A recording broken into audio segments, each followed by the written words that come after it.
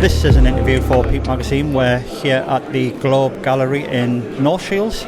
We're joined with Mark-One-87 at his first gallery show, his first art show at the Globe Gallery. Mark, thanks for coming, but you were always going to be here. Yeah, of course, no bother at all. Nice to chat to you. Mark, the 187, is that, have you taken that from a police term down for a 187? No, not really. Like Mark 1 was just something I doodled loads as a kid, and I was born in 87. So I eventually started like a design business called 187, and then eventually that kind of developed into sort of just Mark 187 as an artist alias. It didn't really come from the 187 associations. Yeah, brilliant. So we're here with, this is your first show. What was how did this come about, coming to the Globe and having your first show with SUNE and Cack-Handed-Kid? So the Globe approached SUNE with the opportunity. They wanted 3 different artists to come in and take over the gallery space. Basically, they wanted to just kind of hand it over to us, give a free rein, hence the name Blank Canvas, and allow us to just do our thing in the space. They wanted to like really bring in the raw side of sort of graffiti street art into the place, so they just handed it over, said do what you want with it. We had a really tight time frame to accomplish all the work. We only spent about 2 weeks putting it all together, so it was a little bit of a rush job, but it's all come together nicely in the end. Yeah, because this Globe Gallery, am I right in thinking it's been open for about 29 years? It has, yeah. It's been established a long time. It closed for a little while. This is its second exhibition since it's reopened, but it's been going a long time, and it's had ties with the sort of graffiti scene for a long time. I mean, the TTK crew did an exhibition here back in 1985. So the likes of Mr. Z, Main, all of those guys, the older guys in the crew, they all did an exhibition here. So that it's really nice for me as well, being part of TTK, to come here and do a show as well. Yeah, because it seems like you're really big on community arts inclusion with artists, because the last time I think I saw you was at Elements down at the Oosburn. Could you maybe talk to her a little bit about Elements and how long that took you? I mean, was that 3 years in the making, that? What, Elements? Yeah. No, much shorter time frame. We actually put the whole, we spent about a year developing it, from the first conversations to then, developing a pitch and going through. So yeah, I organised Elements Art Festival, alongside Building Culture, who supported. So they're a community interest organisation. So they support with the organisation side of things, connecting all the dots together. So I just really wanted to bring something to Newcastle to showcase the sort of graffiti street art scenes, all the talented artists that we've got. But yeah, I'm really big on sort of community art and the benefits that can have on lots of different people and communities.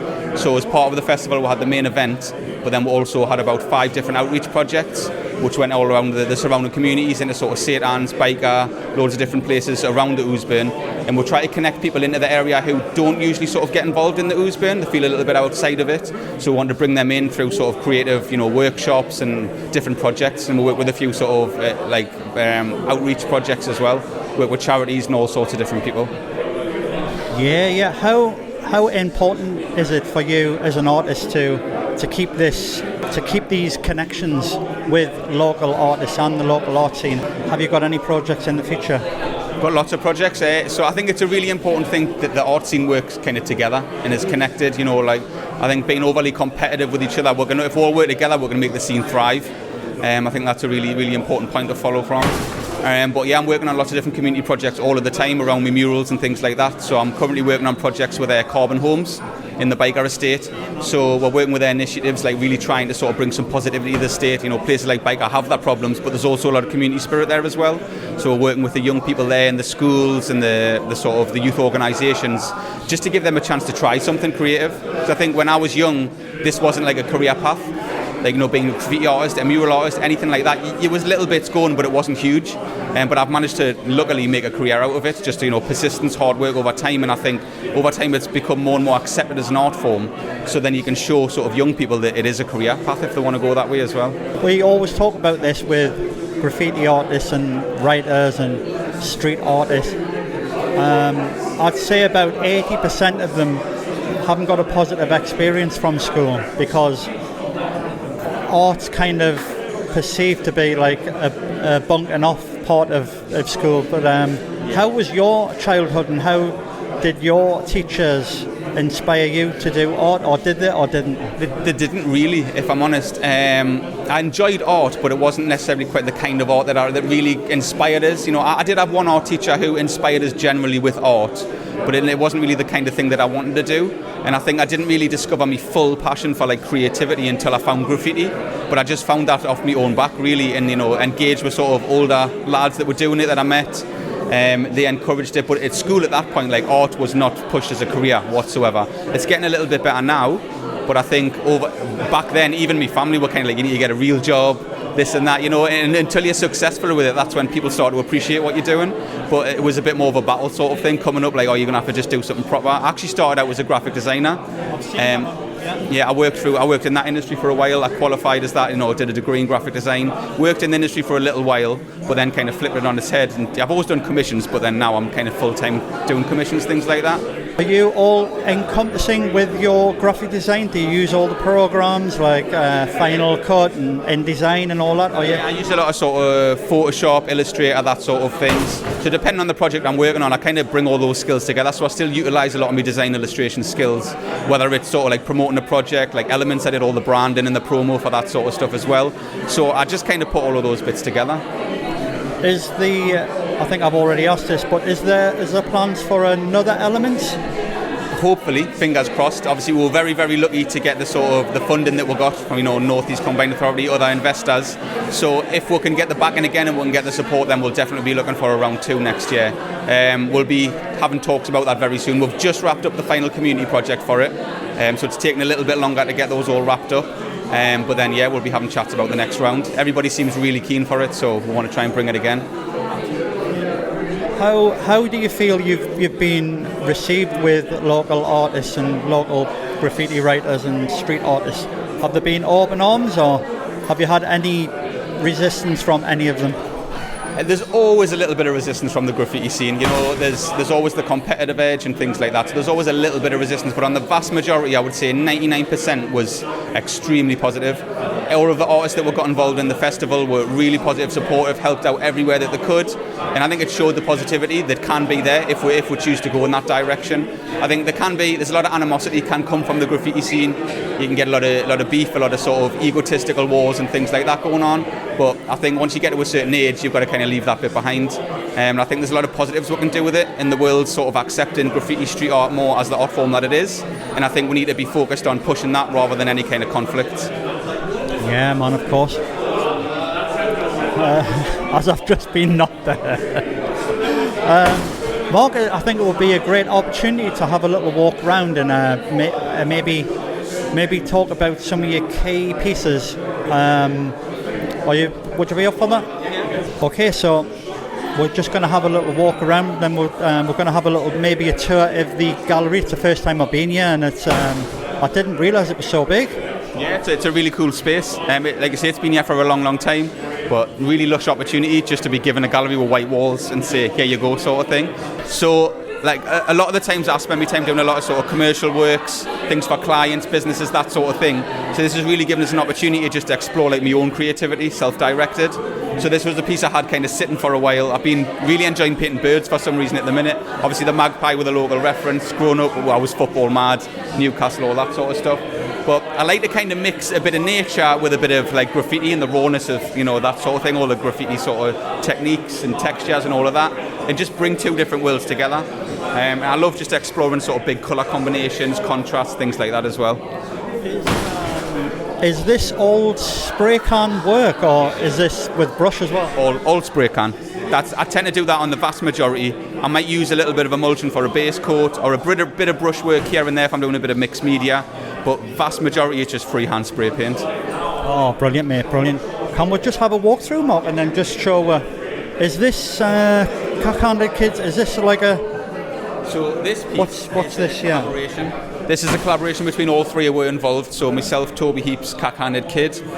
So what we did is Toby marked out an idea with a skull. He painted two pieces. He then left the two other bits for us to kind of fill in. So we couldn't quite see what was there, and we all just added our own bits to create a kind of collaborative piece. I thought we might kind of bring it all together for that bit. I'll come back to that. Yeah, of course. I'm seeing this like shrimp or something. Is that? Oh, that's really nice. He's probably best to talk about that. So this is another one of my pieces here. Again, another bird. I absolutely love owls. I think they've got a really sort of like mystic vibe about them. So I really wanted to kind of capture that in this piece. And I've been dying to do a sort of large-scale bird for a while. So I wanted to kind of bring that in and make it look kind of, you know, mystic, sort of magical, with a little bit of evil mixed in there as well. And then you've got a selection of my prints and canvas works as well. See that? Just on that side. So these are just a bit more sort of abstract stuff. I love working with sort of, you know, different size caps and nozzles and all fat caps and things like that. Things that stem from sort of graffiti, bombing, tagging, all that sort of stuff. But I like to bring it into a sort of creative way and use all the different colours as I can. And then a lot of these prints I'm exploring again with like graffiti typography in different ways, and you can see a little bit of me sort of design illustration background coming in there as well. And I love things with symmetry. I'm into things like sort of sacred geometry inspired by things like cymatics, which is like the visuals of sound waves and things like that. So all these random things kind of influence the things that I do. I'm also seeing the skull behind you there. That's got to be Toby's work as well, isn't it? Yeah, that's Toby's work as well. So you've got two different images in there. So he's painted one image and he's kind of masked areas off so you can kind of see the two, and it kind of plays with your eyes a little bit as well. Really, really creative guy. Love his work. For anyone wanting to look out for this guy who we're talking about, I'm going to be uploading him to the channel really soon, so subscribe for updates and all the rest of it. But have you got any work through them? Or? Yeah, there's a few little bits, yeah. I'm going to go through. I've got a few prints.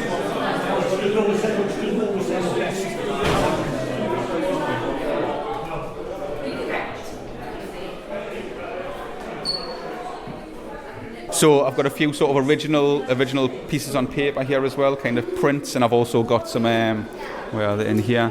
I've also got some limited edition prints available as well. So I'm doing a short run of those and a few originals on paper as well for anyone that wants a sort of original piece, and canvases on sale as well.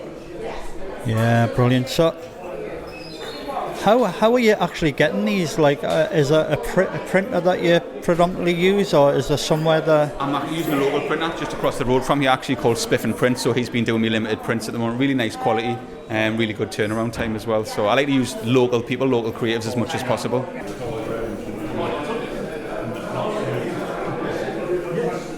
Hey, fancy seeing you here.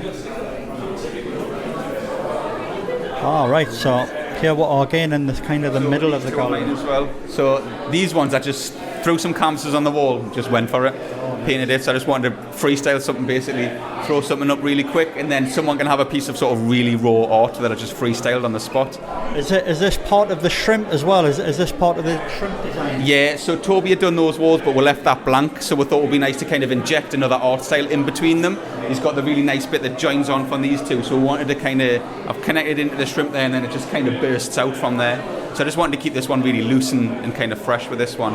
Then I've got a couple more pieces hanging on. That kind of looks like a wild style, doesn't it? Yeah, very much sort of, you know, graffiti stuff. This is, you know, just the abstract textures. This reminds us of like what I loved about graffiti in the beginning, when it was coming from, you know, New York, and it was all just like fresh and new, just abstract textures and all of that. So that's what I wanted to kind of do with this one. Brilliant, mate. Let's have a look through there and see what's... These are the last two I've got here. So these are just a few personal works. These are a bit more mixed media, a bit of brushwork, bit of spray paint. But these are two of my favourites that I've got hanging as well.